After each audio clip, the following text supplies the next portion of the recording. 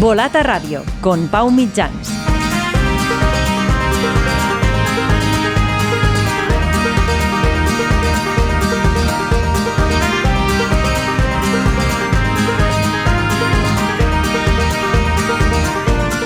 Hola, ¿qué tal? Bienvenidos a Volata Radio, tu podcast de cultura ciclista.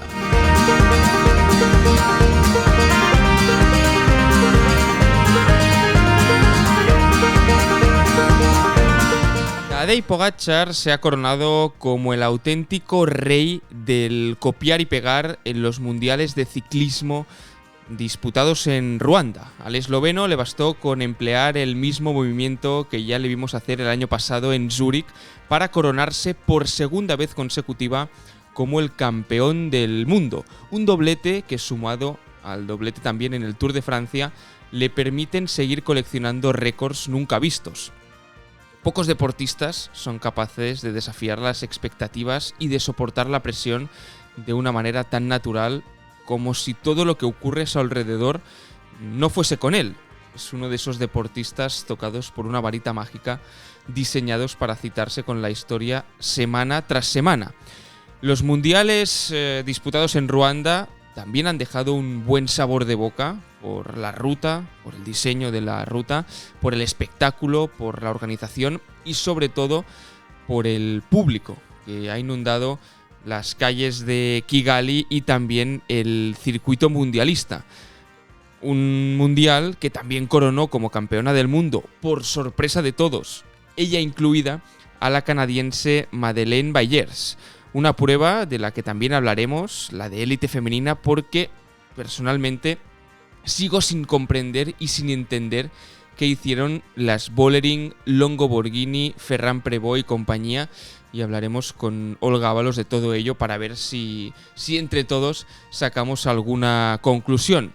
Por supuesto, también comentaremos las medallas de la delegación española, el bronce de Mavi García en la ruta élite, una auténtica exhibición de Mavi García de tirar de veteranía, sobre todo para conseguir este bronce, el oro de Paula Ostiz en la ruta junior y también su plata contra el crono en la misma categoría, y el bronce de Paula Blasi en la ruta sub-23.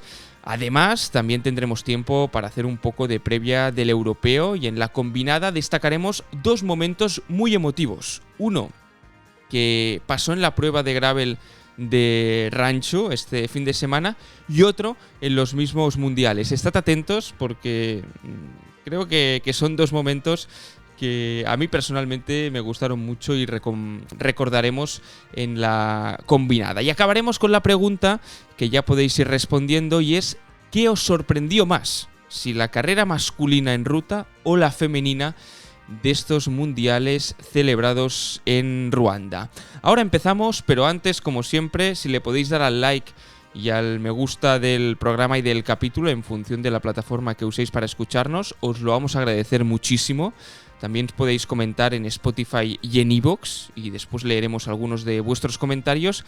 Y también seguidnos en redes, @ccbolata, en Instagram y en X. Así de fácil. Ahora sí, empezamos y saludamos a Olga Ábalos.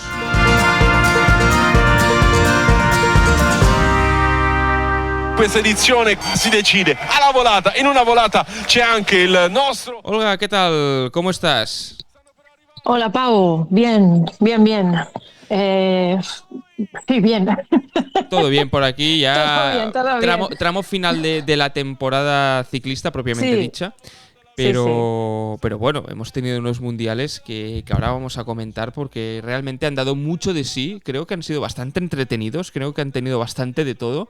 Y además, lo comentábamos también al inicio, la carrera masculina, pues Tadej Pogačar es Tadej Pogačar. Pero es que en la femenina también quiero que lo analicemos un poquito porque vaya, a mí personalmente me sorprendió muchísimo el desenlace de la carrera femenina. Sí, total. En estos mundiales, digamos que había, ciertas dudas, ¿no? de cómo se desarrollarían, también porque habían ya en las últimas semanas pues muchos corredores de grandes nombres, ¿no? Como incluso Van Aert o Van der Poel en la carrera masculina élite, pues ya anunciaron que no participarían, ¿no? Entonces había dudas de serán unos mundiales un poco más descafeinados, qué pasará, cómo será el resultado, etcétera. Y también todas las incógnitas, ¿no? Respecto a que se celebren por primera vez unos mundiales en suelo africano, ¿no? Con todas las dudas que han habido durante todo el año de si se podían hacer o no debido a los conflictos bélicos, ¿no? de la zona, cosa que lo encuentro. A ver, no lo encuentro fantástico. Iba a decir fantástico que no haya conflictos bélicos, obviamente, pero me parece bien que gracias a un mundial también pongamos el foco, ¿no? En cosas que están pasando en otros lugares del mundo, ¿no? Eso también nos ayuda a ver un poquito más allá de nuestras fronteras. Y al final han sido unos mundiales muy entretenidos, en los que han pasado muchas cosas y también ha sido interesante ver estos días todo lo que iban colgando los ciclistas, ¿no? En redes sociales, ¿no? De su contacto con la cultura local, de, no sé, las comidas, cómo circulaban, cómo entrenaban por aquellas carreteras. Y, no sé, ha sido muy interesante tener esa pequeña ventana a otro mundo durante 2 semanas. Pues si te parece, lo entramos a analizar todo y entramos en el apartado de actualidad. 3. Actualidad.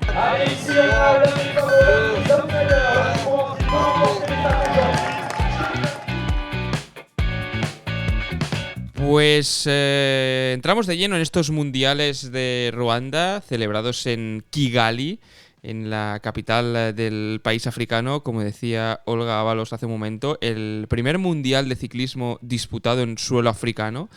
Y esto, bueno, hay que ponerlo en valor, hay que recordarlo, hay que destacarlo también, porque al final, bueno, pues vimos muchas estampas, ¿no? Que los que sí que siguen el Tour de Ruanda, ¿no? Pues estarán más acostumbrados, pero sí que es cierto que de cara quizás al aficionado general, ¿no?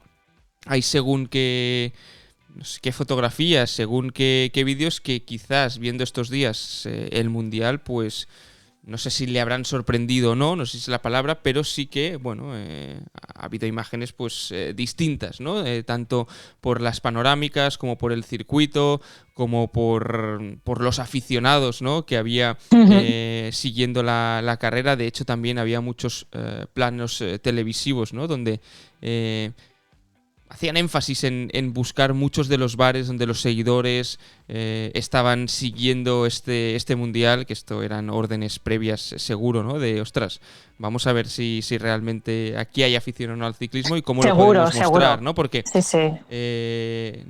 bueno, ahora estoy hablando de memoria, pero sí que a veces vemos planos, ¿no? De los aficionados, pero tan directos o que no pasen un poco desapercibidos, bueno, pues no es lo habitual, ¿no? Que también me gusta, tengo que destacarlo, que también me gusta. Y realmente eso, vimos un espectáculo tanto dentro como fuera de la carretera que creo que los que tenían dudas sobre si se podría llegar a disputar este mundial en Ruanda, pues mira, ha quedado demostrado que sí. Sí, de hecho es verdad, no había caído tanto en eso, pero sí que ha sido una realización televisiva algo distinta, ¿no? Y supongo que también tiene que ver con la manera en la que desde Europa se ve a África, ¿no? Quizá. O sea, que a lo mejor el mundial no sé, estaba pensando en el de Innsbruck, por ejemplo. Yo creo que a nivel televisivo se concibió totalmente diferente, ¿no? Quizá porque Austria pues ya lo tenemos como más visto, ¿no? Las montañas y estas cosas. Pero claro, África, Ruanda, sí, supongo que vas con otros ojos, ¿no? A ver el territorio, la gente. Y es cierto que los que de alguna forma ya hacía unos años que vamos siguiendo el Tour de Ruanda, ¿no? Por por aquellas, creo que empezó en el 2019 o algo así, que es cuando empezaron ya a llegarnos imágenes, ¿no? De fotografías, de reportajes, ¿no? De lo que estaba pasando allí y la gente volcada en las calles, ¿no? Con aquel tour. Y es una forma como que este mundial de alguna forma recoge, ¿no? Todo lo construido, ¿no? Por el Tour de Ruanda, porque pasa de hecho por muchas de las carreteras, ¿no? Que también utiliza, ¿no? el Tour de Ruanda, especialmente en la zona de Kigali. Y está bien no sé, esta cultura ciclista, ¿no? Que también se haya creado en estos últimos años allí. Si te parece, vamos a hablar también un poco de lo meramente deportivo, porque ya en el último capítulo dedicado a la Vuelta, pues también le dedicamos un tiempo largo y tendido a hablar de lo extradeportivo, pero que aquí también... Te tengo que decir, si me permites, que agradecer a todos los que nos habéis dejado comentarios de ese episodio, que ha sido bastante comentado. Ha habido opiniones de todo tipo. Pero bueno, agradecemos a los oyentes, ¿no? y a los lectores también de Volata que se hayan tomado un tiempo para dejar el comentario, escuchar el episodio y también explicar qué pensaban de lo que comentábamos, ¿no? O sea, que también agradecer a la gente. Totalmente. Nos gusta mucho que comentéis, que deis vuestra opinión. Ya hemos lanzado la pregunta al inicio, después tanto Olga como un servidor vamos a responder qué es lo que más nos ha sorprendido, pero antes vamos a analizar un poco lo que dio de sí tanto la prueba masculina como la femenina. Si te parece, empezamos por la masculina, un poco por el orden inverso. Decir que mientras estamos grabando este podcast se están ya disputando los campeonatos de Europa. Ahora mismo se está disputando la crono femenina, por lo tanto no creo que tengamos resultados de la crono masculina. La vamos a comentar un poco por encima y nos vamos a centrar más en la prueba en ruta, pero esto va a ser dentro de unos minutos. Ahora ponemos un poco la vista para el fin de semana pasado. Y en esta prueba masculina, ¿no? En la que yo no me atrevería a decir que Pogačar llegaba con dudas, porque dudar de Pogačar es sinónimo de quemarse. Pero sí que es cierto que después de lo que vimos en la crono, ¿no? Con un Remco Evenepoel pletórico, excepcional, que con esa imagen que dio la vuelta al mundo doblando a Tadej Pogačar, ¿no? Sí que es cierto que durante estos días había un run de Tadej va a llegar con todas las facultades, se habrá aclimatado, habrá recuperado bien, el golpe moral habrá sido fuerte, ¿no? Entonces yo creo que cuando hay este caldo de cultivo, si ya de por sí Tadej Pogačar, pues como decía al inicio, sabe lidiar con las expectativas y con la presión, creo que cuando le añades este caldo de cultivo aún tiene más ganas, ¿no? de salir a pedalear y de mover vatios. Y lo que vimos en la carrera del domingo es que claramente Tadej Pogačar está muy por encima del resto de corredores, que es un facto, que es un hecho, y que volvió a repetir lo que hizo el año pasado en Zúrich, ¿no? De atacar, en este caso, a 104 de meta, llevarse consigo a quienes pudieron seguirle y de aquella manera, en este caso a Isaac del Toro. A sus compañeros de equipo. A sus compañeros de equipo, sí. En este caso a Juan Ayuso primero y después Isaac del Toro. Pero nada, que cuando abrió gas de verdad y cuando puso una marcha más, creo que fueron a 66 de meta, y hay una imagen que me hizo mucha gracia, creo que es 66,6, ¿no? El número del diablo. Dijo, bueno, aquí se acaba la carrera y hasta meta. Sí que es cierto que nos quedará el asterisco de Evenepoel, pero no sé si lo viste así, Olga, que la superioridad de Tadej es que ponerla en duda es quemarte. Claro, es que a toro pasado es fácil de analizar, ¿no? Y es cierto que la superioridad del esloveno es indudable, sobre todo cuando... Es que además todo el mundo sabía cuál era la táctica de Pogačar. ¿no? Y sobre todo el mundo estaba avisadísimo de que Pogačar iba a atacar en un momento determinado. No se sabe si en la 50 de meta, a 70, no se sabe, pero la táctica de Pogačar era esa. O sea, y es una táctica que ya la hemos visto hacer durante muchas carreras. O sea, que es el estilo Pogačar, ¿no? Y a pesar de eso, la pudo hacer, ¿no? Y eso es lo que me sorprende, ¿no? Como que no hay una forma de cancelar eso, ¿no? O de eliminar eso. Y además es que lo hizo, como dices tú, a más de 100 kilómetros de meta. La hizo donde el perfil decías, aquí la va a hacer, en el Monte Kigali. Sí. Primero en el Monte Kigali, después en el muro de Kigali, donde deja sentado a Juan Ayuso, con ya la famosa foto que colgaron desde el UAE, ¿no? No sé quién dio las órdenes para colgar esa foto. Sí, pero bueno, tenía un poco de mala leche, ¿no? Sí. Esa...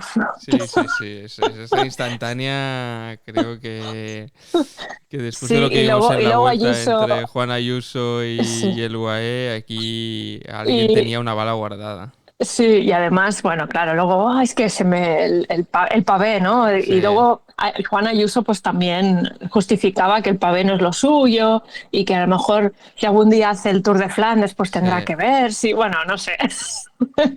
Pero bueno, fue un momento muy, muy icónico. Y el tema, a ver, ya cuando le preguntaron a Pogačar sobre lo que pasó en la crono, él dijo muy claro que tenía dos objetivos en la temporada. Uh-huh. O sea, Tour de Francia y Campeonatos del Mundo. Totalmente. Y si tenía esos dos objetivos, yo creo que a pesar de la crono, de lo que pasó en la crono, creo que era difícil dudar, aunque hubiera pasado lo de la crono y eso sentó algunas dudas, pero es que tenía solo eso en mente esa temporada. Todo, obviamente luego gana mucho más y venga, ¿no?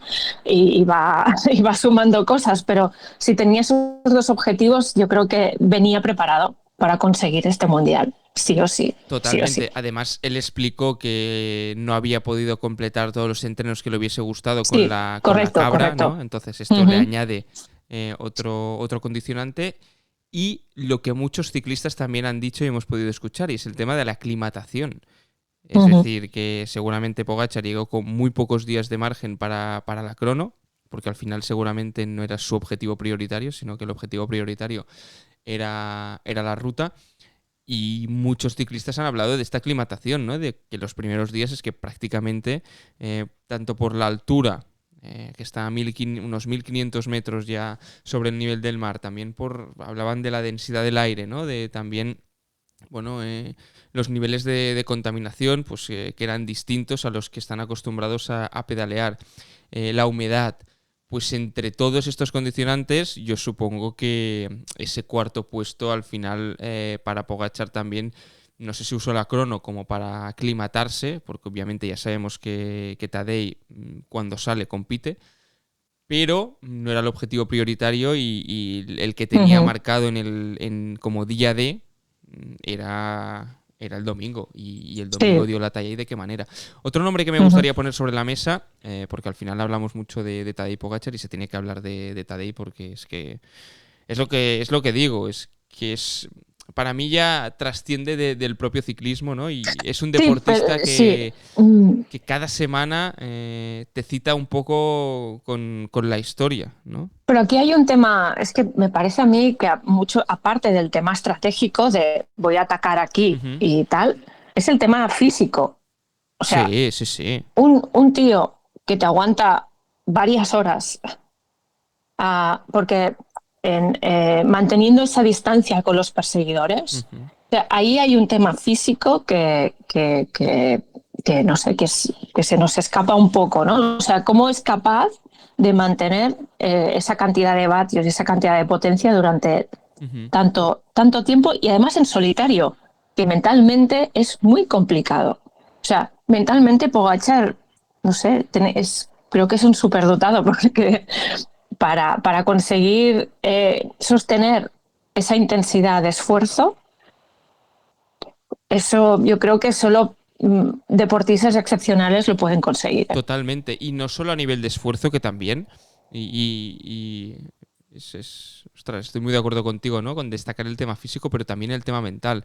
Que a mí lo que me parece más complicado a estos niveles ya es todas las expectativas recaen sobre mí y las expectativas no son de un 9, son de un 10 sobre 10. Si no ganas y ganas atacando y exhibiéndote, seguramente muchos no te van a valorar como tal, ¿no? Y además, la presión constante de ser el mejor. Ostras, a mí salir y rendir de esta manera, creo que está al alcance no solo de muy pocos ciclistas, de muy pocos deportistas a lo largo de la historia del deporte. Claro, yo una pregunta que me hago es que esto, en vez de hacerlo Claro, obviamente tienes el Monte Kigali que solo se subía una vez, ¿no? Por decirlo. Y entonces, claro, tenías esa oportunidad, esa bala, ¿no? Pero lo que ha hecho Pogačar lo podía haber hecho en, no sé, en los últimos 10 kilómetros y se hubiera ahorrado 90 kilómetros de cabalgada en solitario. Ya, visto lo visto, bueno, no lo sé. Seguramente sí, pero también es cierto que, por ejemplo, si no ataca en ese momento y Evenepoel no tiene los problemas que tiene, si llegan juntos con Evenepoel... Sí, eso es otro tema, claro, eso es temazo, el es un temazo. El otro tema a poner sobre la mesa es el de Remco Evenepoel, ¿no? Si no llega a tener estos problemas, ostras, claro. También el belga demostró tener unas patas y también una capacidad mental para sobreponerse a los problemas a pesar de todos los aspavientos y todas las patadas voladoras que parecía el Evenepoel que cuando jugaba fútbol, ¿no? Bueno, total, tiene el toque. Sí, la rosca aún la mantiene.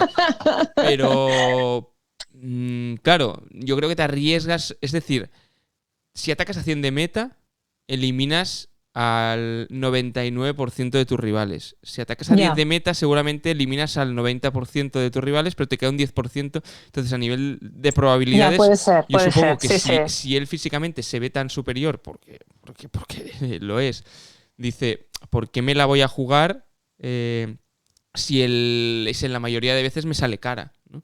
Diferente es que ataques 20 veces a 100 de meta, o a 80, o a 70, o a 50... Y te salgan 3 o 4, pero si cuando lo haces te sale, además te da, ¿no? Como te reafirma de que tu táctica es la correcta, si estás en forma o si tienes las capacidades físicas para hacerlo, pues creo que su razonamiento es ¿por qué no? Y a mí algo que me sorprendió mucho que destacase Tadej Pogačar, que ha pasado muy desapercibido, pero que para mí no es un tema menor, y prueba de ello explica, ¿no? La dureza de este recorrido. Hemos hablado mucho de los metros de desnivel que tenía, hemos hablado mucho de los muros, hemos hablado mucho, ¿no? De que acabaron 30 corredores. Sí, pero es que pero Tadej Pogačar, heavy, espera, Olga, Tadej Pogačar dijo que de lo más duro que había eran las bajadas. Porque eran bajadas que se tenían que pedalear. O sea, no que fuesen duras, pero que normalmente tú asocias, ¿no? La dureza a las subidas. Pero si te toca una bajada que tienes que pedalear, que tienes que meterle vatios, hostia, el desgaste para mí es el doble, ¿no? Y es algo que destacó creo que después de ganar, y dije, claro, nos hemos fijado mucho en los metros de desnivel, pero hay veces, ¿no? Que cuando son bajadas de este tipo, es que igual o casi desgastan muchísimo más. Y, por ejemplo, a Juan Ayuso le pasó factura. Juan Ayuso ataca en el descenso para descolgar a Del Toro y después peta en el muro. Entonces, bueno, que también aquí juegan un papel destacado. Y perdona, que querías añadir algo. No, muy buen apunte lo de las bajadas, porque mira, también es un detalle que no le había prestado demasiada atención y creo que tiene todo el sentido, y también, bueno, refuerza la idea, ¿no? de que solo terminaron 30 corredores. Y esto sí que en un mundial suele pasar, ¿no? Que haya muchos abandonos porque es una prueba muy larga Y además, quieras que no, correr sin pinganillo al estilo old school, pues yo creo que también añade un desgaste mental extra, ¿no? Porque el corredor tiene que hacer tiene que tener como un punto más de atención, ¿no? Sobre lo que está pasando y quizá moverse más dentro del pelotón para estar, bueno, es otra forma de correr. Y claro, pues a medida que los corredores pues han hecho su trabajo, pues bueno, van abandonando, ¿no? Pero es que solo quedas en 30 me parece una barbaridad. O sea, pero una barbaridad. Y creo que es por la dureza del recorrido. Es que Creo que es que desde Duitama, ese mundial que se hizo en Colombia, si no voy equivocado, no acababan tan pocos corredores. Es decir, hace ya, y también fue uno de los más duros sí, de la historia. precisamente por los condicionantes geográficos, ¿no? O sea, también la altura, la contaminación en Colombia. O sea, también fue un mundial muy duro en ese sentido. También el estado de las carreteras en aquel momento, ¿no? O sea que, bueno, sí. Pues no sé, si quieres hablamos de Remco. Hablamos de Remco. Si te parece, acabamos con Remco y ya saltamos a la femenina, porque también me gustaría extenderme un poco en la prueba femenina. Pero tú realmente veías es decir, si Remco no tiene que cambiar 2 veces de bicicleta, si realmente en el segundo cambio de bicicleta lo hubiese no planificado, pero hubiese sido un poco más cauto, ¿tú veías con posibilidad de disputarle el Mundial a Pogačar? Buah, claro, te lo pasaron, te diría que no. Yo tampoco, ¿eh? Yo te diría que no también. Yo creo que no, porque es que no, yo creo que no tenía. Yo creo que ha conseguido lo máximo que podía conseguir. O sea, quizá tenía un mínimo de posibilidades en el caso de que a lo mejor Pogačar tuviera un mal día o incluso que en el momento que atacara Pogačar ahí pudieran haberle recortado más tiempo, ¿no? O pudieran haberle seguido rueda y entonces ahí quizá la táctica de Pogačar hubiera cambiado un poco, ¿no? Pero porque es que además, claro, en aquel momento ya cuando ataca Pogačar, ya todo el equipo de Eslovenia ya es como adiós, ¿no? Sí, o sea, se ya tú también decides ya quedarte sin compañeros para el resto de la carrera. En cambio, en el equipo belga creo que no estaban tan lejos algunos de los compañeros de Remco, ¿no? O sea, que a lo mejor ahí pudiera haber habido algo, no lo sé, ¿eh? Pero no creo que hubiera, aunque se hubieran dado todos los condicionantes, que no hubiera cambiado de bici, que no se lo hubiera cruzado el tema, porque claro, no sé hasta qué punto han habido informaciones contrarias, ¿no? Sobre si la bici estaba bien o no estaba bien, que si el sillín. Yo creo que mentalmente también iba un poco cruzado Remco. Sí. Bueno, son cosas, es normal, o sea, estás ahí con mucha presión Pero a mí que me den muchos Remcos, ¿eh? Porque realmente, no, es decir... por favor, claro, sí. Es decir, por una parte dices, ostras, si hubiese tenido un poco más de cabeza, pero es que a Remco lo tienes que comprar como es. Entonces, tienes que comprar el pack entero. Y de igual forma... Y es que además, es que si no hubiera sido Remco así, es que me estaba acordando tanto de los Juegos Olímpicos, ¿te acuerdas? Era como una repetición de aquel momento, pasa que en aquel momento iba primero, ¿no? Pero era como... ¡Wow! Y otro corredor, Olga, porque yo recuerdo que la segunda vez que tiene que cambiar de bicicleta, que es la imagen viral, ¿no? Que no sé si chuta una botella o chuta... Sí. Está a 75 de meta. Y en ese impasse pierde prácticamente entre 40 segundos y 1 minuto seguro que los pierde. Y ya tenía casi 1 minuto de margen perdido con Pogačar. Cualquier otro corredor allí dice, me subo al coche. Claro. Porque estás a 75 de meta, son 2 minutos, el que va por delante está de Pogačar. Si hubiese sido otro, no, pero el tío dice, no, yo me vuelvo a subir a la bicicleta y le recorta, es decir, le recorta cierto tiempo, porque al final tiene que pegarse una remada prácticamente solo y decide tirar del grupo a pesar de que vengan los Gilis, los Esquelmos por detrás, ¿no? Y dice, no, yo tiro del grupo porque a mí me interesa intentar llegar, y acaba segundo con unas piernas increíbles, ¿no? Es decir, Sí. yo creo que a Pogačar tampoco le hubiese ganado, que lo hubiese puesto en más dificultades, creo que sí, creo que hubiésemos visto, ¿no? Algún momento de esas dudas que nos entraron, no sé en qué carrera era, que Pogačar tuvo unos calambres, no sé si era Lombardía o Lieja, una de las no sé si el año pasado en Lombardía, una de las Lieja que gana Pogačar, que le tienen que dar desde el coche como un zumo de pepinillos porque tenía calambres. Ostras. y Ay, no me acuerdo de esto, lo voy a buscar. no sé dónde fue, pero a ver, zumo de pepinillos. Pogačar. Es que tengo. Zumo de pepinillos Pogačar, busca en Google. Sí, no. En Lombardía. Sí, Lombardía, sí. muy bien. Fue en Lombardía. Es que me acuerdo de esa imagen perfectamente, ¿no? De que iban escapado y llegó un punto, ¿no? de sufrir. Pues yo creo que Remco sí que hubiese puesto en un poco más de apuros a Tadej, pero sí, quizás sí.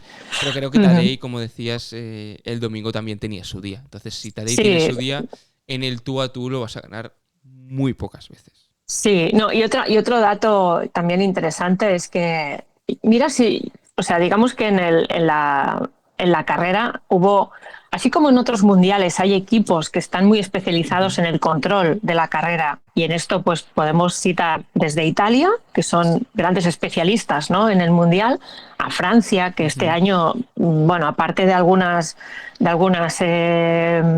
bueno, sí, vimos a Pavel... a Sivakov o a Paul Seixas. Sí, vimos a Sivakov y bueno, pero bueno, Alaphilippe se tuvo que retirar por las primeras de cambio. Italia, aparte de Ciccone, pues tampoco tuvo mucho protagonismo, y sobre todo fue una carrera dominada o intentada ser controlada desde Bélgica. Estuvieron tirando kilómetros y kilómetros y kilómetros, y en un segundo plano todos los eslovenos, ¿no?, de verde detrás. O sea que ahí ya se veía cómo sería el desenlace, ¿no?, por decirlo así, porque Eslovenia sí que gastó balas, pero no tantas. Entonces Pogačar también estuvo muy resguardado durante muchísimos kilómetros.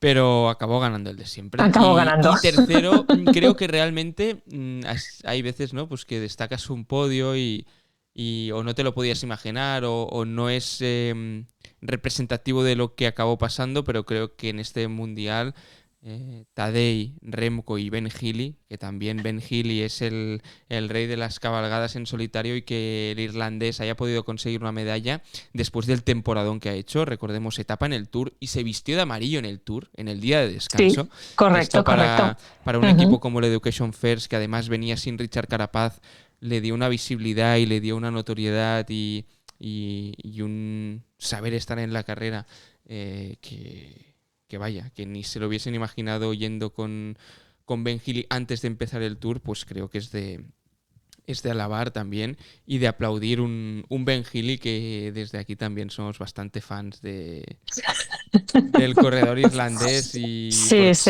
por su manera de ser, por su manera de correr, por esta forma que tiene, ¿no? Bueno, y por su físico también. Es anarquía pura, es decir, si tuvieses que definir, yo lo definiría como un corredor anárquico, pero un anárquico de esos que lo abrazarías, ¿no? De hostia, es un corredor que a mí personalmente me tiene enamorado por la manera que tiene de correr, porque es tal y como es ataco y todo nada. Sí, y además tiene un punto kamikaze, ¿no? Sí, en ese sentido, de si reviento, reviento. Y esto, en un ciclismo cada vez más controlado, pues yo creo que es de valorar. Pasa que, claro, este tipo de corredores solo son posibles en equipos como el Education First. Exacto. ¿No? Sí. O sea, en un UAE tener un Ben Healy no... Ya tienen un tipo de Ben Healy a su manera, que es Jay Vine, que también tiene este puntito más, no sé cómo diría, no sé si decirle rebelde o no sé, o... sí, va más a su bola. Va más a su bola, por decirlo así, pero bueno, son dos formas diferentes también de correr. Va, pasamos a la prueba Venga. femenina también y Venga. destacaremos también Sí, las sí. medallas de la delegación española y vamos a ir cerrando ya esta parte Vale. del Mundial y poniendo un poco la vista en los europeos. Ujú. Pero lo decía al inicio, ostras, no sabría, o sea, me ha costado mucho hacer la lectura de la prueba femenina, ¿no? Porque al final ganó Madeleine Bayers, esta canadiense que ha residido unos años en Girona también, es decir, la vemos pedalear por las carreteras de Girona, que tenía solo una victoria como profesional hasta entonces. Y se acabó vistiendo con el arco iris, seguida de Niamh Fisher Black, la neozelandesa, y tercera, Mavi García, un auténtico carrerón de Mavi García y también de Mireia Benito, porque Mireia Benito estuvo todo el día en fuga y después hizo posible, ¿no?, que cuando se formó un grupo reducido de corredoras con un cierto nivel, entre las cuales estaba Mavi, le permitió enlazar, ¿no?, y que se formase este grupo que se marchó por delante, un grupo en el que no estaba ninguna de los cocos. No estaba Sí, Demi correcto. Vollering, no estaba Marlene Reusser, no estaba Nevia Doma, no estaba Elisa Longo Borghini, no estaba Pauline Ferrand-Prévot, ¿no?, que a priori si vemos es decir, si hubiésemos hecho la previa, por ejemplo, ¿no?, los días antes, estos 5 nombres los hubiésemos puesto encima de la mesa y hubiésemos apostado que alguno de ellos al menos acababa en el podio. Porque aparte era la selección neerlandesa, la selección suiza, la selección italiana y la selección francesa. Es decir, que no son selecciones menores, es decir, que además de tener un gran nombre, iban bien respaldadas. Y al final, una canadiense, una neozelandesa y una española acaban copando el podio en una carrera totalmente loca y que no entendía además que por detrás no se entendiesen entre ellas. Parecía como que no quisiesen ganar la carrera, ¿no? Y esto es lo que más me decepcionó a mí. Es difícil de analizar, pero sí que hubo una cierta... Eso, yo creo que la palabra es descontrol o anarquía, ¿no?, en esta carrera, en la que yo luego intentaba cazar algunas declaraciones, ¿no?, de estas corredoras para entender exactamente qué ha pasado, ¿no? Sí que vi a Pauline Ferrand-Prévot quejándose, ¿no? Pues no sé si quejándose, pero al menos comentando que, claro, el hecho de no tener pinganillo, pues fue más difícil correr. Bueno, ahí podría ser. Luego, Demi Vollering también declaró que habían pecado de conservadurismo, que quizá no gestionó bien la nutrición o digamos que creo que el recorrido de alguna forma, la dureza del recorrido les pasó por encima y esperaron quizá demasiado tarde, ¿no?, a moverse por precaución, porque realmente era un recorrido muy, muy duro y guardaron todas las balas, tanto las guardaron que no pudieron sacar ni una, ¿no? Pero hubo momentos en los que se pudieron mover, es decir, sí, la carrera no se puso tan tensa, recuerdo, como para... Es decir... Al final, cuando realmente endurecieron un poco y les fueron recortando que prácticamente enlazan, pero no llegan a enlazar, es como, ostras, no sé si te organizas un poco. Es que ahí hay un tema clave de que quizá en el femenino a lo mejor no están tan acostumbradas a no correr sin pinganillo. Ya. Podría ser, que hubiera una falta o sea, ya el ciclismo femenino en sí ya es más caótico que el masculino, ¿no? Entonces, y constantemente pasan cosas, hay ataques, se cortan grupos. Bueno, a veces hay momentos en los que hay diferentes niveles, todavía hay bastantes diferencias de nivel, ¿no?, dentro de un pelotón femenino, y eso hace que haya unas dinámicas un poco anárquicas dentro del pelotón.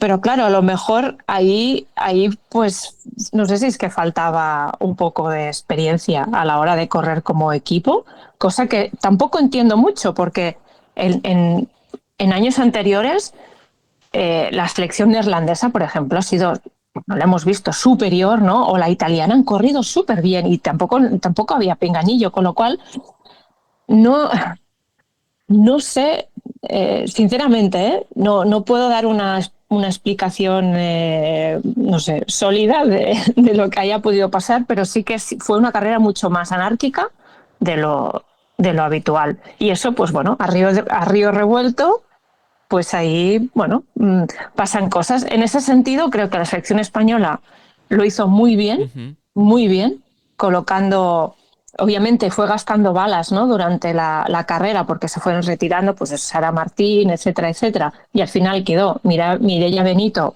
y Mavi García, y bueno, y lo hicieron muy bien en el hecho, pues Mireia, te vas a la fuga, lo haces de puente a Mavi, etcétera, y No. venga.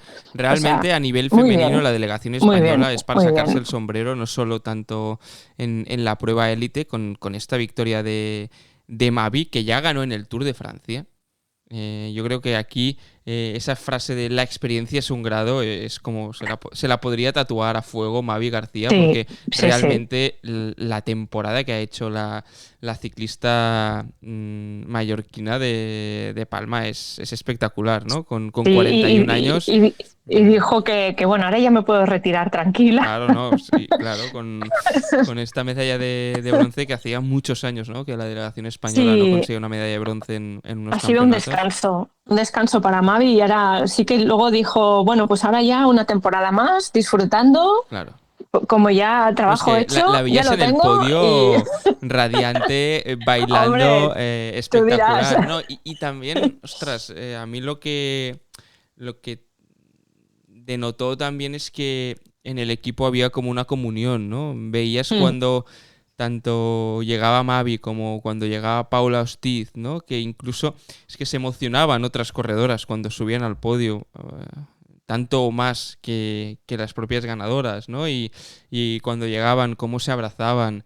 Bueno, no sé, creo que es... ¿Estás sugiriendo algo con esto? No, No, estoy no, sugiriendo vale, que vale. el trabajo que se ha hecho, em, en el ciclismo femenino español, pues está dando sus frutos, que también es cierto que hay corredoras de mucho potencial que ya lo están sacando a relucir, ¿no? Como es Paula Ostiz, como es Paula Blasi, y que se les están dando oportunidades y que al final, pues, ostras, también hay que ponerlo en valor y hay que destacarlo. Y sí que es cierto que quizá pues en los últimos años el ciclismo español masculino, pues quizá no ha estado tanto en un primer plano, hablo a nivel de victorias, ¿no? Y sí que en este caso, pues hay que destacarlo, ¿no? Que el Sí. femenino, pues es quien ha permitido que a la delegación española pues se vuelva a casa con 4 medallas, que se ha Bueno, en hecho... el masculino también hay que decir que debutaba Alejandro Valverde y supongo Sí, que, sí, sí. bueno,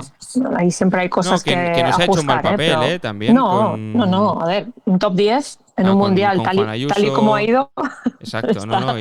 está muy bien, Y está muy también los bien. Adrià Pericas, los Héctor Álvarez, ¿no? Pues que también han hecho Sí. un buen papel, pero bueno, que al final, Ujú. pues las medallas han caído por parte de eso, ¿eh? De Mavi García, de Paula Ostiz, que también se ha colgado, este sí que ha acabado, el europeo contra el crono también Sí, tiene un potencial esta tiene un chica potencial espectacular. increíble, Sí, sí. increíble. Y además es alguien también con... Me, me, bueno, es una chica así como, bueno, es que es joven, ¿no? Es 18 tímida años, todavía, sí, sí. pero bueno, tiene una cierta timidez, ¿no? Así como Paula Blasi es como, bueno, un volcán, o sea, le pones un micro delante y no calla, digamos, y es maravillosa. A Paula Stiz le tienes que ayudar todavía un poquito, pero bueno, no pasa nada, ¿no? Y cada uno es como es. Y me sorprende mucho eso, como gente tan todavía con cierta timidez, ¿no? O reservas, luego sobre la bicicleta son capaces, ¿no? De hacer esto Bueno, y no es sé, gente que habla sobre la sí, que habla en la bicicleta bici. y es así, porque oro Bueno, en Paula ruta y Blasi junior. también habla sobre la bicicleta, Sí, no, pasa que tiene no. tanta energía que la tiene que sacar por algún lado.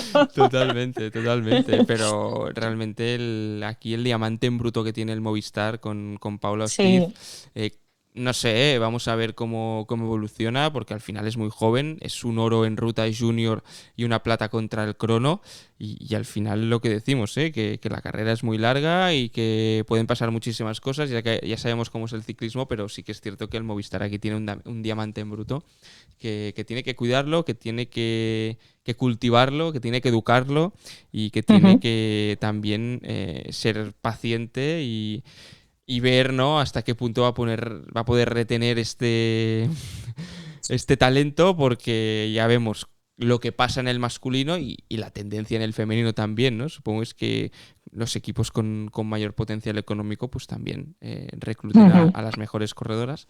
Así que no sé, vamos a ver cómo acaba todo, pero lo que está claro es que hay futuro en esta generación de ciclistas españolas, que, bueno, unas que se marchan, como es el caso de Mavi García, o que se van a marchar dentro de poco, y otras que les van a coger el relevo. Y también es súper bonito, ¿no?, ver cómo se cierra un círculo, pero se abre otro en un mismo mundial. Sí. Y también en la selección, pues todo eso converge, ¿no? Porque comparten unos días juntas o juntos, ¿no? También en la masculina. Sí. Y yo creo que es muy chulo cuando realmente puedes ver que hay puedes asistir al cambio generacional, ¿no? O al pase del testigo, ¿no?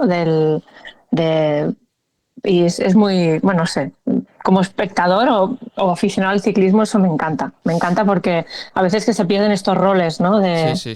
De cómo se pasa De mentores. de mentores, ¿no? Y no sé, está muy bien. Bueno, y al final es la clave muchas veces, y cerramos esto, ¿no? Es la clave del éxito, no solo en el ciclismo, de muchos equipos, ¿no? Cuando hay esta mezcla entre veteranía bien llevada y entre jóvenes con ganas de comerse el mundo, ¿no? Y es este balance entre la experiencia, la sabieza, el saber hacer y esta pequeña locura, ¿no? Que cuando los jóvenes, pues 17, 18, 20 años, que aún tienen mucho por recorrer, cuando realmente son capaces de juntar las piezas y de entenderse unos a otros, creo que los grandes equipos de la historia se han construido en base a estas, bueno, a estas diferencias también de edad, ¿no? Que creo que también pues es importante tenerlas en cuenta. Sí, total. Estoy viendo que ha terminado ya, ¿no?, la crono femenina, ¿no?, del europeo. Sí, el europeo femenino, que ha sido victoria para Marlene Reusser. Pues otro maillot de campeona de Europa para Marlene Reusser. Esto, una pregunta que me surge, o sea, pero ella es campeona del mundo y campeona europea. Supongo que... Perdón, Marlene Reusser también ganó la prueba, fue campeona del mundo también, ostras, ahora... ¿Contra el crono? Sí, vale. Sí, fue contra el crono en Kigali. Sí. Claro, ahora cuando tenga que salir a hacer una crono... No, prevalece el campeón del mundo. Sí, el otro día el campeón del mundo, ¿no? Sí, vale. De hecho, el de campeón de Europa no lo vamos a ver este año en la crono femenina. Y el de campeona del mundo lo vamos a ver poco, seguramente, porque era una de las reclamaciones, me acuerdo, creo que cuando hablábamos con Mireia Benito, que fue campeona contra el crono de España, dice, pero es que prácticamente no puedo sacar a relucir el maillot porque contra el crono a nivel femenino, no sé si hay 1 o 2 cronos en todo el año, ¿no? Eso también le pasó a David de la Cruz, que fue campeón del mundo, campeón de España de contrarreloj, y creo que solo sacó una vez el maillot, ¿no? Y digo, pues sí, es que cada vez hay menos cronos y más cortas. Y más cortas. En todo caso, pues como decía Olga, ya saltamos a los europeos, esta crono femenina que ha ganado Marlene Reusser, la ciclista del Movistar, la ciclista suiza. En el caso de la categoría junior ha sido para Paula Ostiz de nuevo, es decir, que va a coleccionar maillots y medallas, la corredora de Pamplona. Y si ya vamos un poco a la prueba en ruta que vamos a ver este fin de semana, territorio francés, va a ser una prueba en la que sí que va a estar, en este caso, Jonas Vingegaard, que no lo hemos visto en los campeonatos del mundo. Sí. No lo hemos visto en Ruanda, pero Jonas Vingegaard sí que va a estar y vamos a ver un Pogačar contra Vingegaard en una prueba de un día. Que esto es una rara avis. Y tengo muchas ganas, realmente, de ver, ¿no? cómo se desarrolla, sobre todo el danés, más que el esloveno, en una prueba de estas características. Es un circuito, un recorrido, ¿no? que tiene alguna dificultad antes de llegar al circuito final. Esta cota de Saint-Romain de l'Herbes de 7 kilómetros al 7,2%. Esta la suben 3 veces y después está el Val d'Enfer, ya cuando entren en el circuito final, que es un 1,6 al 9,7%. En este caso van a tener que subirla 4 veces, ¿no? Por lo tanto, es un perfil también para escaladores. Creo que son algo más de 3.000 metros de desnivel positivo y 202 kilómetros de recorrido. Y ya te digo, tengo muchas ganas de ver a Jonas, tengo muchas ganas de ver también a Remco Evenepoel, ¿no? Que yo creo que acabó muy enfadado el domingo y va a tener ganas de sacarse la espinita. Y también va a estar pues Joao Almeida, Juan Ayuso, Román Gregoire, Esquelmos, también vamos a tener a Mats Pedersen, es decir, seguramente el elenco de corredores. ¿Y tú crees que el líder de la selección será de Dinamarca será Jonas Vingegaard? Ostras, me sorprendería mucho, sabiendo cómo es Jonas, que solo va a competir en momentos muy puntuales del calendario, selecciona muy bien su calendario, puede ser. que fuese de gregario. A mí me sorprende, es decir, me sorprendería muchísimo que lleven a Jonas y lo lleven para que trabaje para Esquelmos. Seguramente Esquelmos querría que Juan Ayuso ya empezase a trabajar para él, pero esas declaraciones que han salido que me gustaría escucharlas porque solo las he visto como transcritas y ya sabemos sí, porque muchas. es lo típico que a lo mejor ahí hay un matiz que no se ha transcrito bien, exacto, podría ser porque es un poco raro, ¿no? Que diga eso, pero bueno, vete a saber, con la contundencia que lo dijo, pero bueno, me gustaría, te digo, verlas, escucharlas, es algo que muchas veces, ¿no? Cuando ves unas declaraciones, aquí es algo que me gusta hacer, ¿no? Vale, ¿dónde las ha dicho? Uh-huh. ¿En qué contexto las ha dicho? Y dónde está el audio, ¿no? Para ver realmente también. Es que muchas veces una respuesta, en función del tono, como sea la respuesta, tiene unos matices o tiene otros matices. Claro, si la dices riendo, ¿no? Muchas veces nos pasa. Supuesto. A mí me pasa, no sé si te pasa a ti, Olga, a la hora de transcribir una entrevista, el hecho de usar, ya lo vamos a decir bien, yo qué sé, haces una respuesta y pones, o lo ha dicho sonriendo, o risas, o no sé qué. Claro, es que no tiene nada que ver. No, porque ahí si tú añades ese matiz, ya le estás diciendo al lector, esto es irónico, ¿sabes? O esto tiene otro sentido. Porque es que si no puedes tergiversar las palabras. Y ahora mismo que también en Internet se han puesto como mucho de moda los posts con declaraciones, una declaración, punto. Y ahí ya no vas a la noticia, ¿no? Ya no vas a leer todo el contenido. Pues entonces ahí nos quedamos en la superficie siempre de las cosas. Y sí, estaría bien ver el contexto. Sobre todo porque por lo que estamos viendo en los medios daneses, también les va a la coña a los daneses. O sea, también es un periodismo en el que, bueno, no sé si en el que también les gusta como, bueno, tocar. No diría buscar la polémica, pero sí que haya un cierto amarillismo a veces en los medios daneses, igual que los neerlandeses y los belgas, igual, o sea que también buscan ahí el titular muchas veces. Pues no sé si querías comentar algo más de estos europeos. Vamos a tener que esperarnos hasta... espérate, que lo tengo por aquí. Creo que ahora no sé si es el sábado o el domingo. Hay tantas carreras. Déjame ver por aquí. A ver, es el día 5... El día 5 sábado. Domingo. El domingo, sí. Eso. El domingo será la prueba en ruta masculina con todos estos corredores que hemos comentado. Ya te digo, todo lo que no sea para mí una victoria de Tadej, de Remco o de Jonas, también va a ser una sorpresa, a pesar de hecho, de lo dicho, que hay los Joao Almeida, los Mats Pedersen, los Juan Ayuso, pero creo que con el nivel al que han llegado los mundiales y eso, ¿no? La incertidumbre o la incógnita de Jonas Vingegaard, yo creo que van a ser los corredores que se van a disputar las medallas. Si quieres añadir algo más, podemos añadir algo más, si no pasamos directamente a la combinada. Pues pasamos a la combinada. 2. Combinada. This is legendary, Jonas. This is legendary. Come on, last 400 meters, everything until the line.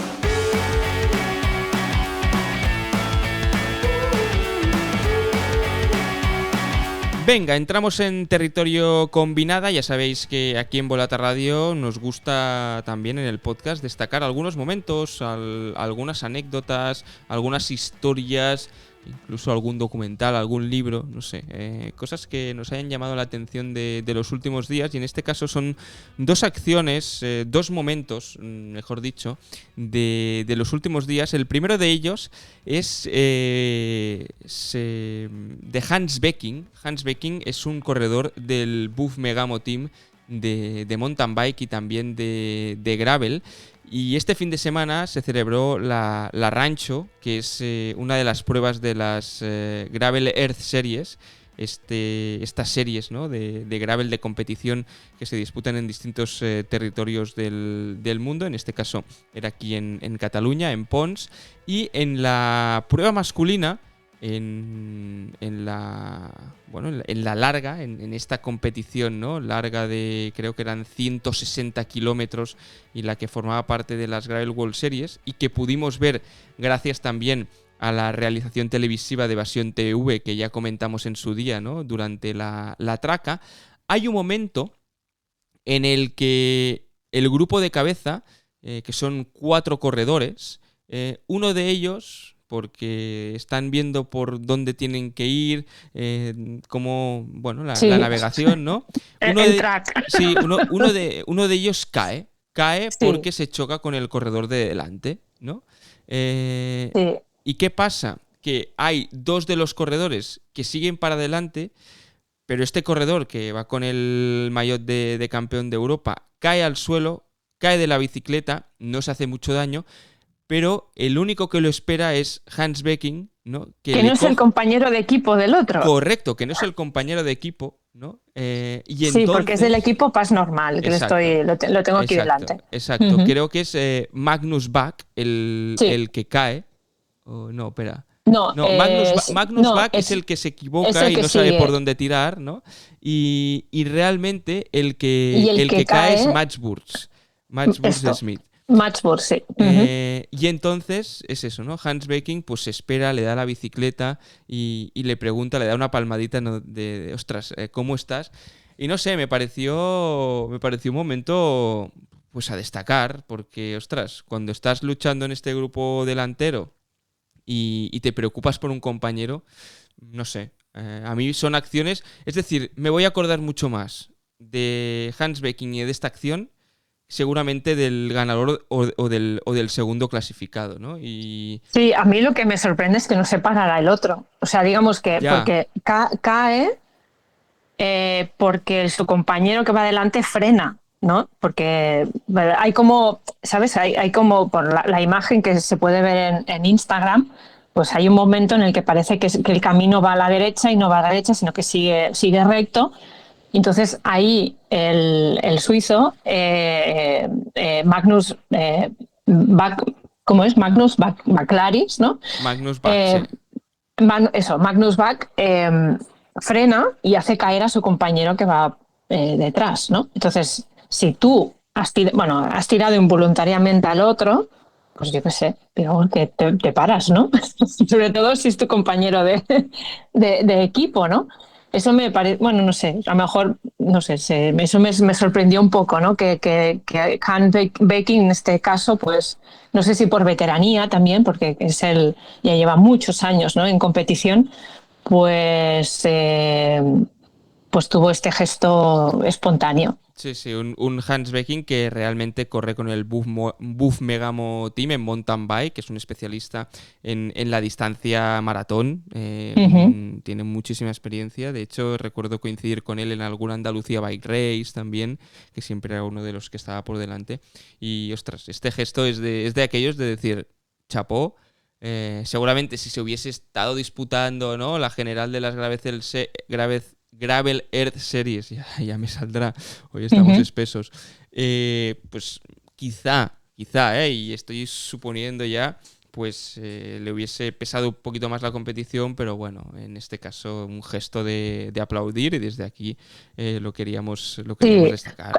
También es interesante que podamos ver esto en el gravel, ¿no? Porque normalmente todavía hay disciplinas en las que, bueno, tenemos que seguirlas a retales, por decirlo así, porque no hay retransmisión televisiva, no podemos verlo todo, ¿no? Como estábamos hablando ahora del Mundial de Kigali, ¿no? Claro, en este caso bueno, gracias también a que se está haciendo un esfuerzo, ¿no?, también en algunas de las carreras, sobre todo de la Gravel Earth Series, de retransmitir, o al menos de probar cómo se debe transmitir, ¿no?, una prueba de gravel con sus deficiencias todavía, pero ahí hay una moto con un cámara. Sí, sí, totalmente. Uh-huh. Y el otro momento que queríamos destacar también está muy relacionado con el Mundial y son las lágrimas de Alison Jackson, esta corredora canadiense también del Education First, ¿no? Antes destacábamos las lágrimas de las compañeras de equipo de Mavi García, pero aquí se demuestra, ¿no?, el hecho de que el ciclismo muchas veces es un deporte de equipo, ¿no? Y que sí que gana uno, es muy individual en ciertos momentos y los focos, las portadas, los titulares se los lleva uno, pero después, ver a una compañera de equipo que se alegre tanto, también es cierto que Alison Jackson, ¿no?, pues la relación que tenía, decía, ¿no?, que era como casi su hermana mayor aquí en Europa, ¿no?, cuando habían venido las dos, que entrenaban juntas en Girona, ¿no?, el hecho de alegrarse de tal manera por la corredora, por Madeleine Bayers, pues, ostras, también es un momento de estos de destacar, de destacar y de comentar, porque el ciclismo también va de esto. Sí, y además, Alison Jackson, que ya lleva bastantes años, ¿no?, dentro del ciclismo profesional, es de estas corredoras que, bueno, ganó la París-Roubaix hace unos años, que ha sido su victoria más importante, más allá de los campeonatos de Canadá, ¿no?, que haya podido ganar. Y decía que los canadienses normalmente no ganan. Normalmente no ganan. Y que estaba muy, muy feliz porque parecía como que una selección como la de ellos, ¿no?, que en una selección no europea, que a veces esto pasa también, ¿no?, que el ciclismo todavía es como se concibe tiene una visión como muy eurocéntrica, pues ellas también pueden ganar, y pueden ganar una gran carrera como un mundial, ¿no? Y bueno,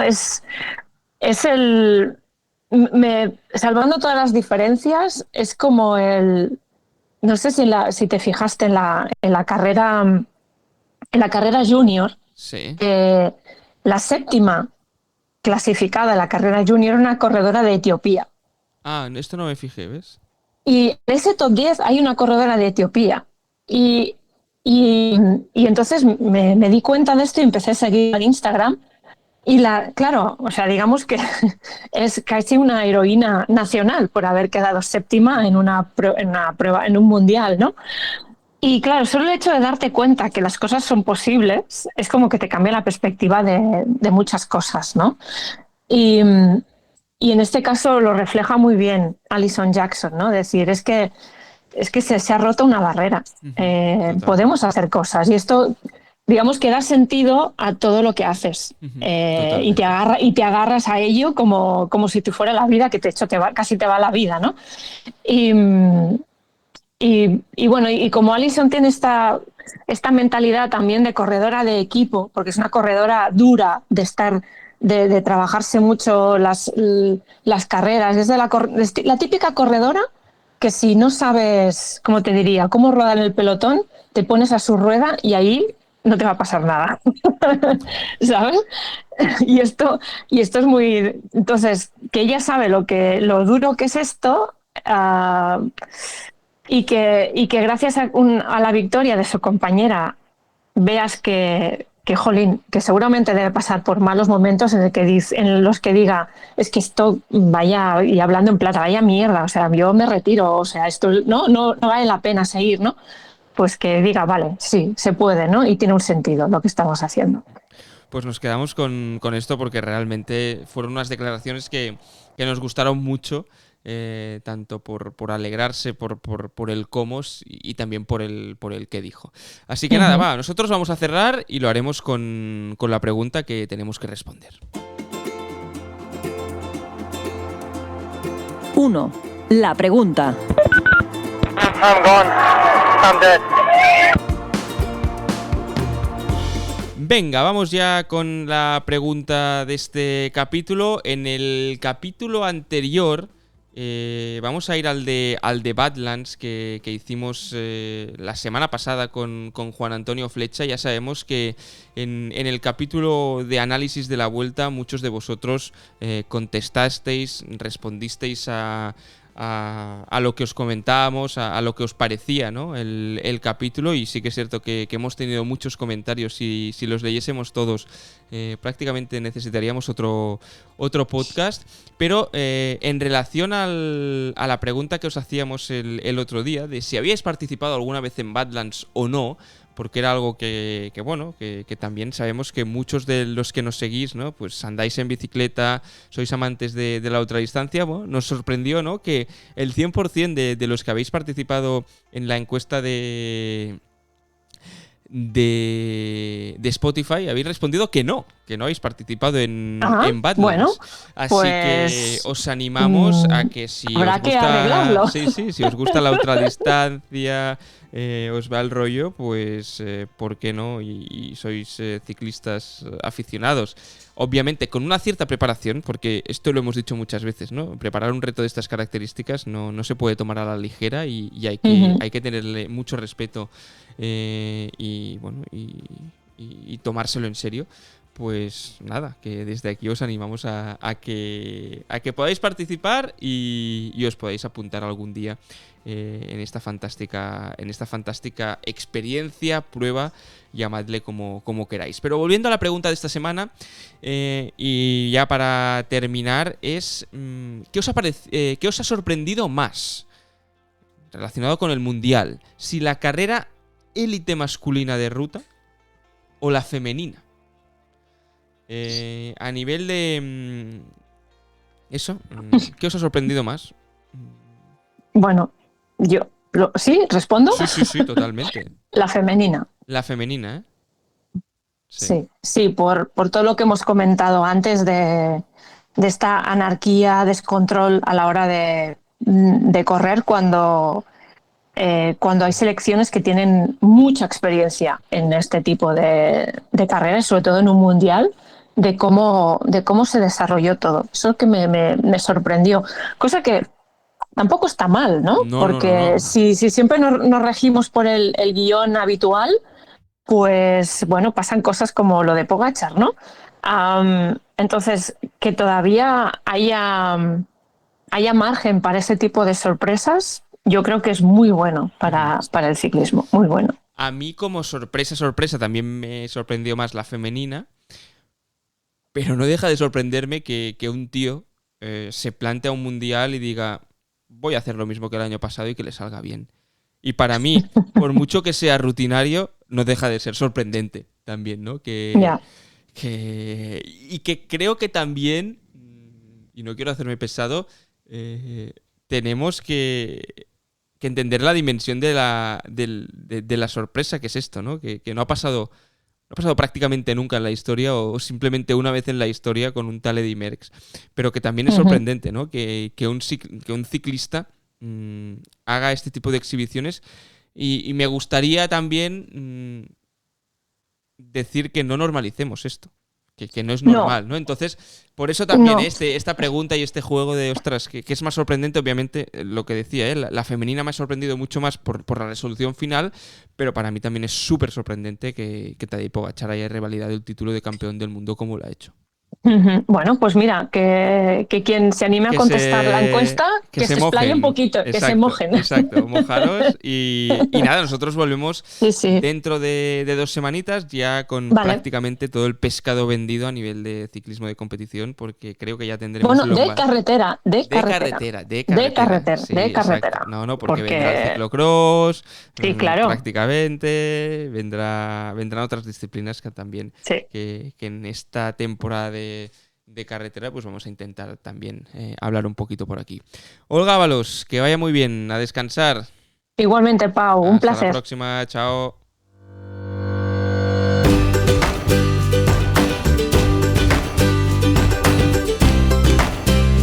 Volata Radio, tu podcast de cultura ciclista.